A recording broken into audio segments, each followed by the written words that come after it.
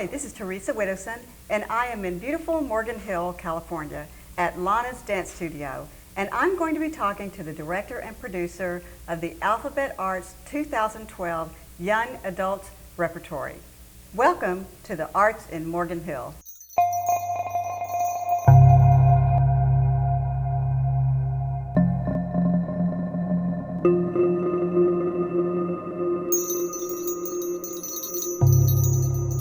Welcome back. I'm here now with Amber West and Mark Sitko. Hello. Hi. Thank you for coming. Thank you for having us. I'm glad to be here. Really appreciate it. Amber, you are co-founder, is that correct? Right. Co-founder of Alphabet Arts, and let's see, let me look at my cheat sheet here. You're because it's a long list. Yeah. You're a poet, playwright, dramaturge, and teaching artist, and you're currently working on your doctorate in English. Yes, Oh, I'm very busy. When do you ever have time to eat is what I want to know. I eat on my way to all my various activities, coming and going. Yeah, I'm excited to be here this summer to share some of the arts that I do in New York with young people in Morgan Hill. So what got you interested in writing in the first place? Take me back to your childhood. Sure.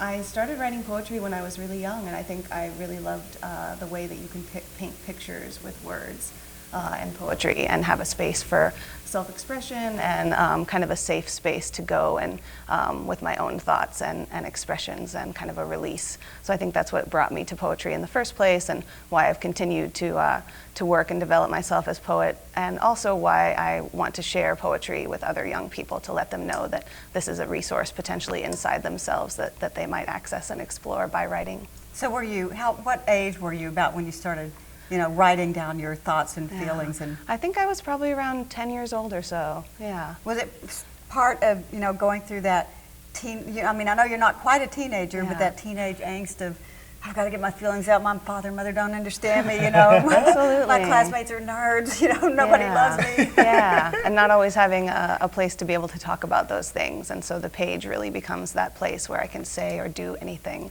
I think that was really the appeal for me with poetry. Yeah, it's an outlet. Absolutely. So Mark, you're director, right? Yes. Let me see, I've got your long list here too. You are an artistic director in 2 theaters, the Bushwick Star and the Van Cougar, both in New York. Yes. And you've been production manager, technical director for a lot of other companies, which it's all on the website, For right? sure. You're also currently working on your MFA in playwriting. Yes, just graduated actually, about a month ago. So yeah, thank you. So yes. are you going to follow in Amber's footsteps and go to your doctorate next? I don't think I will get a PhD. I don't think I'll go into the academic world. I will teach and I will use it in that way, but I don't think I'll go that far. It would be another 6 years, another 5 or 6 years of school. It's a lot of work. Yes. It's a lot of Yeah, work. so hats off. It's a lot of work. We're getting there. Hopefully this time next year I will be finished. Yay! Yeah. Oh, one more year. One more year. Yeah. So how did you guys hook up? When we originally met, we're both from California. She grew up in San Luis Obispo, a little further south from here. I'm from Morgan Hill. Oh, you are? Yeah, A native, I was a born native and raised. son. Yeah, Yes, absolutely. yes. I was originally on the hill and now live off of Watsonville Road. My family still does. And so, yeah, we originally met here. She was living in San Francisco. After college, we had some mutual friends that we had crossed paths in San Francisco. But our real bond of working together and kind of forming a relationship happened in New York. She was out getting her MFA, and I was there working in theater. And I think, when she moved out, she didn't know many other people. So we were kind of buddies and hanging out, just kind of showing her the ropes. And then through that, her writing has always really inspired me. She's a wonderful poet, and her commitment to working with kids. Here in Morgan Hill, I worked for the STAR program over at Gavilan College when I was in high school, and then I ran a small conservatory through the Odyssey Theater Company in Gilroy. And so I've always worked with children as well, and I think immediately we recognize that in each other. Right. And I think we're both go-getters. We're people who get things done. We make things happen. We're not so much looking for somebody else to acknowledge our abilities and give us opportunity. We create opportunity as much as we can. It's about empowerment and getting out and getting people to make work. And so, yeah, it just was a natural fit for us to make things happen. She does with Alphabet Arts. She started Alphabet Arts separate of me. I joined later. But Alphabet Arts was doing, on her block, they would do a yearly block party, and they would put on a puppet show for free for the kids in that neighborhood. On her block at her house? Yeah, in Brooklyn. New York? In Brooklyn, in Brooklyn. Oh, okay, great. And so going and seeing that was really inspiring to see. I mean, they would get hundreds of kids would come out and see the show, and it was all these artists just giving their time to share these arts with these kids. And what Amber does that's really amazing is not only presenting the arts for the kids, but then always taking that opportunity to explain the arts how we built this, how we made this, and how they too can make work. Right. And so I think, I just really I think we're kindred spirits in that way of understanding the importance of that. And so it was just a natural team up to work together. There's real interest in getting kids to recognize their own power to create and to do and to make. And that I think the arts are really a place where we can get kids to recognize and realize that. And that once kids have that sense within themselves, that can be applied in all aspects of their lives, not just art making, but just your power to change yourself, your power to make change in the world.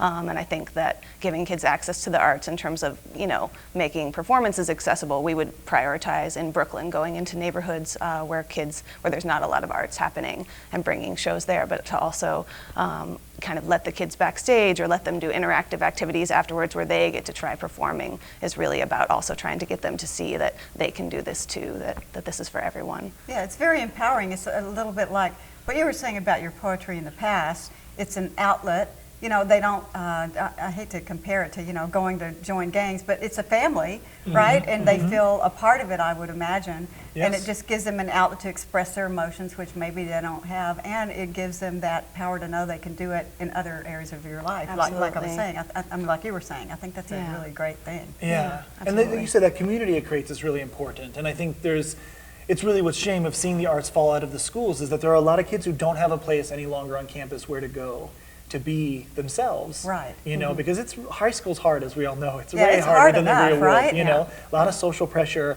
and trying to figure out who you are and where is that space that you can explore that of who you are and then be confident that whoever you find that to be, you will be embraced and a part of the community. You will be valued. And I've always found theater is really good at that. I don't know, I come from a much more theatrical side. She comes from a much more literary side with writing. So I don't know if writing has that same, but for theater, it's like, it's the home of misfits in a way. But at the same time, like some of, when I first came to, the reason I got involved with these particular kids is I came back and directed Grease at the high school. They needed a teacher. And I came in and I directed a musical and I met most of these students.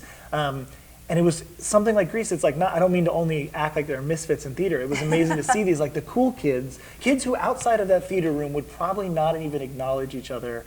In that room, they find a bond, and everyone is equal, and everyone has, autonomy and value. It's like Glee Club. It is, yes.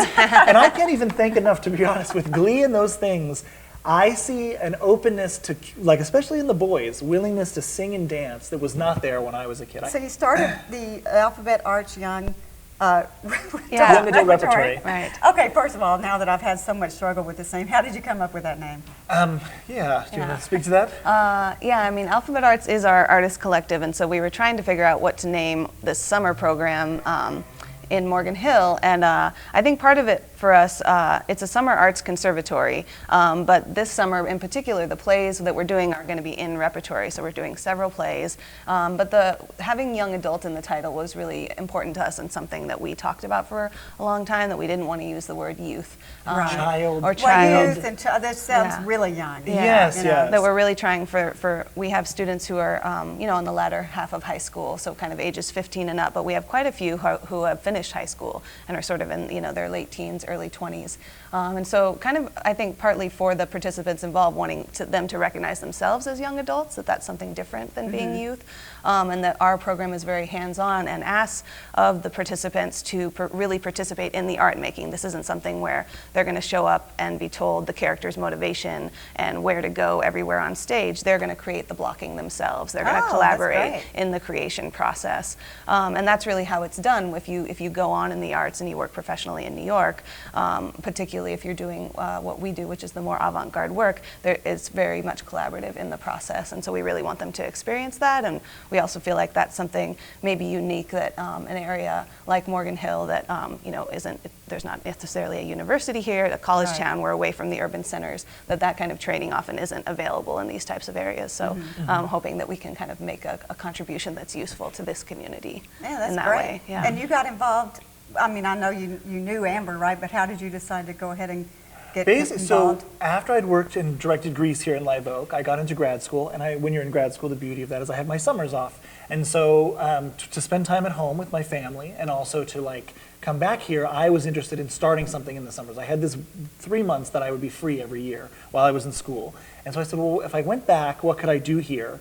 And so I was kind of on my own designing a program. How could I come back and do a play here in this community? And then started talking to Amber and realized that we could work together. This could be mutually beneficial, is that she's doing very similar things, and this could be a new branch of Alphabet Arts. Because in New York, they work very often with younger kids. They're going into libraries, they're doing things like that. So this was a way to add like a teen element and a little bit more of an adult element to it. And so yeah, I think it came from that. It was a mutual need.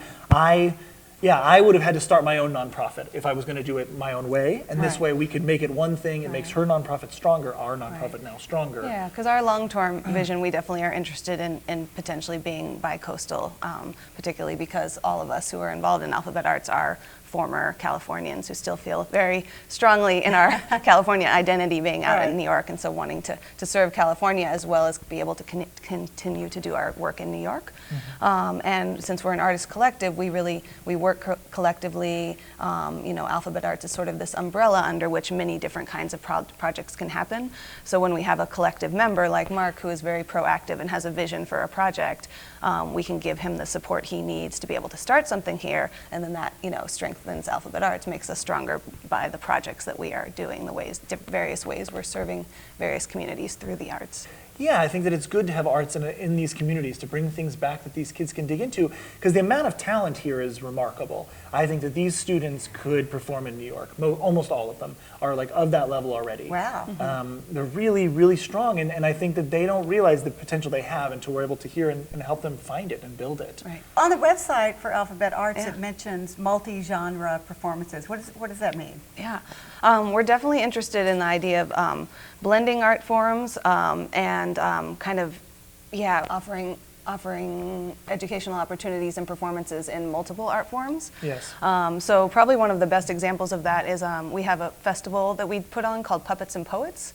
And so we started that this past year, and we'll be doing it again in December at the Bushwick Star Theater, where Mark is also the... So that's New York. In New York, yes. Okay. And so with Puppets and Poets, what we did is we were interested in this idea, and this is actually part of my dissertation research as well, that puppetry and poetry are two of the world's oldest art forms and most widely and diversely practiced. If you go into any kind of era or period of time within any culture around the world, you're going to find some kind of example of poetry and some kind of example of puppetry happening. And so I've been kind of interested in why is that, and then also sort of in examples of ways that people in various time periods have blended those two art forms. And so we kind of wanted to bring those questions or those ideas to artists and youth in New York. And so we offered a series of workshops where we would kind of put people through a little bit of a poetry puppetry boot camp. So they formed groups, they worked collaboratively for about a month, and then we had sort of a weekend festival at a theater called the Brooklyn Arts Exchange. I think we look at performance as a broader thing. I think as somebody who's been trained in theater, somebody who's been trained in poetry, I think Amber and I realize how really aligned all performance is, and how it's all the same goal, just one group of people in front of another group of people presenting something that they're proud of, and they're trying to help that community. And so we're trying to blur the lines. Time, right? Yes, entertain and teach and enlighten and all of these things.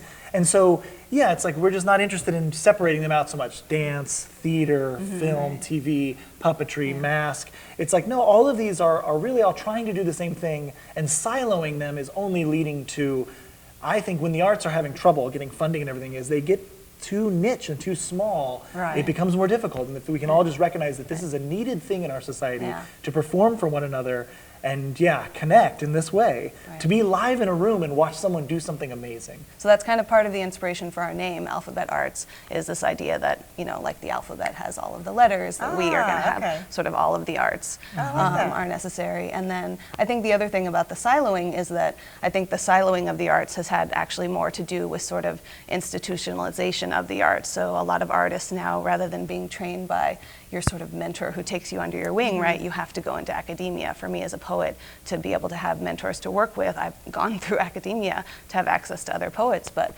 poets are put in English departments which aren't part of a school of the arts, and therefore I'm divorced from all the other artists as a poet unless I seek that out. So that's part of our interest in kind of dissolving these borders and saying, hey, all of these things are really one thing. And with what we wanted to do here in Morgan Hill with offering sort of, obviously bringing plays and training the kids to act in the plays and put on the plays, that we're doing all of that, but we're also offering these extra courses in puppetry, in mask, and poetry to kind of say, hey, you're young, you're creative, you're interested in the arts, you should be introduced to a broad spectrum of art forms, and you should have the opportunity to practice all of them, because you don't know what you might be good at. You might surprise yourself. Okay, you have 3 plays coming up. Yes. You've got Punk Play, Football in the Pony Palace, what an interesting title, and the Aliens. Yes. But before we talk about each one, I want to ask you just how did you come to choose these particular plays to do? Yeah, absolutely. I think interesting what you saying about her poetry of like that teen angst and looking for a place to like get that out. These plays all look at what it is to be young in specific ways, uniquely. Punk Play is specifically looking at 2 young men who, one of them has been kicked out of his house for the summer, and he's living with his friend, and they're like new friends. And it's kind of one of those, like you have one summer or year together where it's like a real close friendship that has almost like a shooting star. It burns out real fast, but it's very intense while it's there. And you see them, they discover punk music in the 80s, about 10 years after it actually happened. And they're on roller skates the entire show as a metaphor of what it is to be a teenager. They're up on wheels the entire time, very loose-footed. And so it's just a great look and about these kids of how, and it's about, in that particular case, how do you be a rebel in a small town? Football is a woman named Tina Satter, an amazing playwright who's really blowing up as well right now. That play is looking at gender specifically. She doesn't know anything about football. She's not a football fan. She watched a ton of Friday Night Lights, and she wrote a play that is pretending that what if it was a world that was only females. I know, I love in that the about it. I roles. read a little bit of the excerpt, and I'm like, ooh, a female all-female cast about football. Yes. I love it. And these are things that women don't get to do in plays or in the real world. The big speech before the big game, or catching the winning touchdown, throwing the winning touchdown, being dominant in a way that it is true in female. That is not only a male thing to be dominant and strong, obviously. And this play explores that and shows that these warrior women, princess. they're warrior princesses. That's a great word for it. They're all warrior princesses. And to release and express competition and anger and passion about competing, which I think sometimes is something that women in our culture are taught not to do. So it's very playful, but it's also really trying to bring up these issues, get us to recognize what are the roles that are sort of have been built into our culture for men and women for a long time, and how might we play on those or dissolve those or Smash those. Yes. Smash those. Yeah, smash those. Smash those. Yes, yes. So what about the last one, the aliens? I mean, Aliens. I The love aliens? science fiction, but I don't No, think it's that's not what they're thinking no, about, right? it isn't. The Aliens is a play by a woman named Annie Baker, and Annie's arguably the most promising young playwright right now. She has a show just opened on. The New York Times had a great review of her Uncle Vanya, which is a Chekhov play she did an adaptation of in New York. It's blowing up right now. So she's really very, very strong. She writes traditional plays. They're like straight plays. When I say straight, I don't mean sexually. I mean that they are direct. There's nothing experimental. It's like natural. Okay. It would look like a TV show or a movie if you Right. saw it. It's not going to be like Nothing- football, something fantastical. Yeah. But they're very beautiful and poetic and powerful. This particular play is about 2 guys who are kind of deadbeats in their, it takes place in Vermont, and these 2 guys in their early 30s who just hang out behind a coffee shop all the time. And through the course of this one summer, they befriend a young man who's starting to work at the coffee shop and try to show him the world and their own dark, twisted sense of it. And that's part of with the young boy. He kind of shows that this kid who's going off to college is kind of meeting them, and it's about him who looks like he has all this potential, and these 2 guys who have clearly not reached their potential, and this very comedic and fun relationship they have, and a true bond and connection. It's a really beautiful play as well. And the Aliens is reference to a band they had in high school, the 2 guys who are older.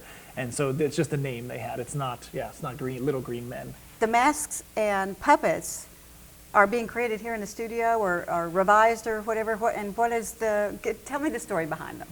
Just leave it at that. Basically, we're training the students to use puppets and masks here in the studio. We'll be building some of them here in Morgan Hill. We'll build them usually in my garage. Probably the workstation. Your garage way. workshop, right? Yes. Lana has beautiful floors, and we don't want to mess them. Oh, good point, Yes. good point. In the 2 shows, one show has a scene where in punk play, the Now, one. you're not giving anything away, are you? No, no, I won't Oh, give away. okay, I'll good, just, good. yeah, I'll say that I'll leave it at this. In punk play, some of the furniture comes to life, a la Oh. Pee-wee's Playhouse. And so those are the puppets. So it's like his chair, his bed chair comes alive, and his dresser. And so learning, we brought in a puppeteer that we know to teach how to take an inanimate object and give it life. And make it comedic and entertaining and fun as well. And in the masks, there's one character in football who throughout the entire course of the play, she's like the mascot, and she wears an owl head. mascot. Yes. That's funny. And so there's a lot of jokes of her where she's doing silly things in the head that you normally would never do. They almost imply that she never takes it off. And then we're just fortunate enough to know some very talented mask performers. The mask gentleman we brought in, Zeb West, he trained at Del Arte, which is a Commedia dell'arte school. It's in Oregon? No, it's in Northern California. Northern And see, California. you wouldn't think you would need training to use a mask. Why do you need training? Oh, you'd be amazed. Yeah. They're actually working on it right now in the other room with the students. And why it's so hard as an actor, especially those who are used to film and television, they use so much of their face when they act. And they don't realize that their body is emoting and showing emotion and character the whole time. And so especially when they're young, a really trained actor, I mean, if we had Johnny Depp, I'm sure he's using a lot of his body. Right, Somebody's a master in the film. But so it's really about getting them to learn to use their body and how much they can get out of it. How the body can express emotion and express character. So even though only one of the plays has sort of one masked character in it, for all of the students involved, for us, the idea of putting them through a mask workshop and introducing them to this art form, it's very important because it's going to teach them to have this awareness of the body. All the time, all the right? time. All their performances, and even maybe in life, maybe they get to where they get to a point where then they can read other people's body languages. Yes. You know how helpful that is in life, right? No, for sure, for sure. And then for football, as a perfect example, it's like they're not wearing masks, the girls who are playing football, but their bodies have to become those of a football player. Right. And they need to understand, how does that move? How does that function? Yeah. So yeah, I think If I these are all had the big shoulders training. Yeah, or shoulder pads on, what would I look like? How would I walk like a man? How does my body portray the whole football, Yeah. genre within itself? And I've been hit and I've been hurt. How do I, show that and all of those things? Yeah, yeah. So I think it's very relevant to all acting, and it just kind of focuses the body off of the face. is That's what I'd interesting. say. It's so interesting. I never would have thought about that.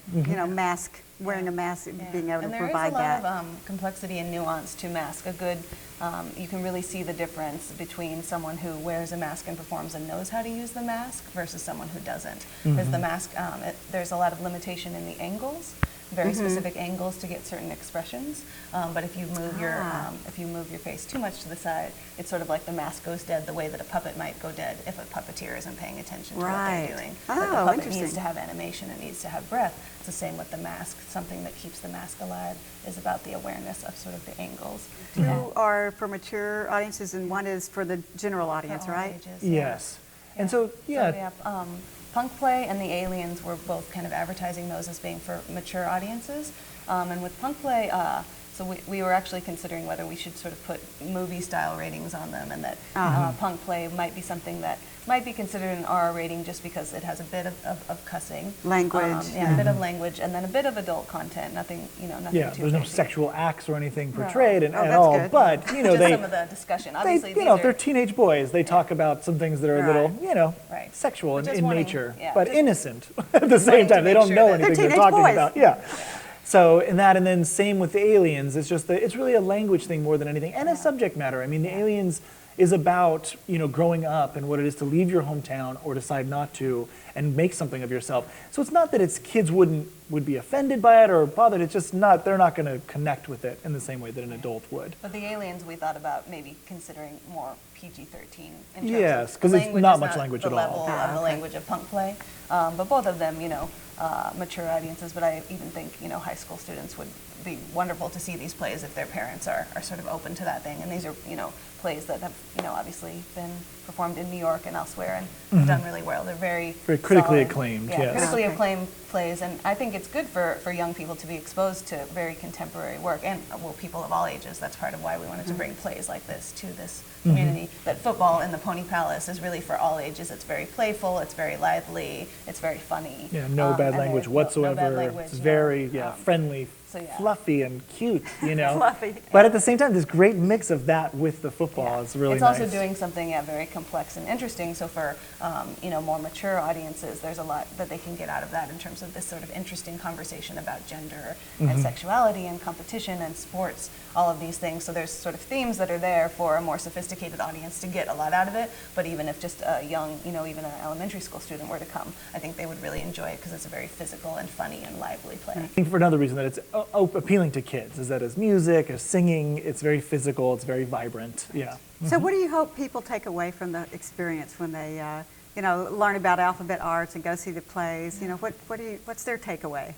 My top one is that the plays people are still writing plays today that are relevant and fun. That plays are not something that were done 50 years ago. It's not all Shakespeare. Yeah, that's what I was thinking. It's yeah, not all 400 years ago. Shakespeare, Yeah, right. and Shakespeare's great. We did Shakespeare last summer, and we had a really good time with it. But there's maybe the flip of that so there are these amazing classics, but there are plays today that people can see, and to teach people here in this community and even these kids that the only thing standing in between you and them is going out and finding them.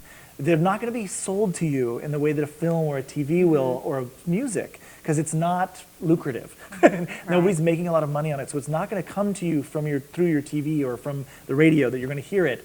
But if you are interested in it, these plays are happening, and you can it's as easy as reading the New York Times and seeing who wins Obies every year. Like, very simple. There's a few places you can look and see what's happening in the theater world today.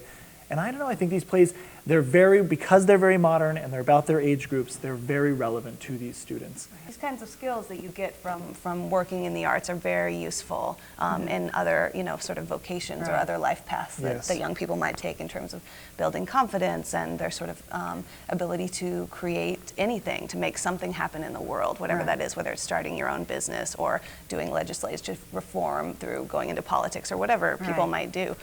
Even just in how they raise their families, just that awareness that I can raise my children differently than I was raised if need be. Well, the good news is what you were saying, it might not hear about it on TV or whatever, but they are going to hear about it on TV. Yeah. Yes. Because we're going to play it on our local channels and on the web. And so I just want to thank you so much Thank you. for coming. I Thank you really so appreciate much. it, Amber and Mark. Yes. And we'll see you next time on The Arts in Morgan Hill.